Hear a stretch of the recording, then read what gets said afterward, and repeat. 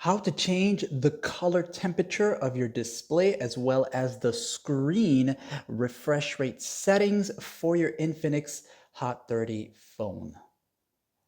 To find these settings, use the quick panel access, pull it down one time. You'll see the settings here. And as you enter into the main settings, you will want to go to where it says display, this one right here. Once you're here now, you'll go down. You'll see screen refresh rate, this one right there.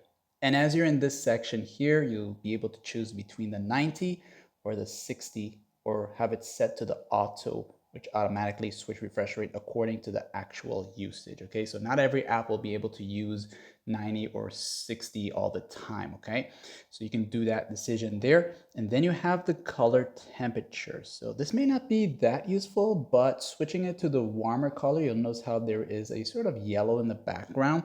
And now when I bring it back to default, it changes. And if you want a more white bluish, you're gonna switch to the cool color. But the default would be your best bet. Like and subscribe.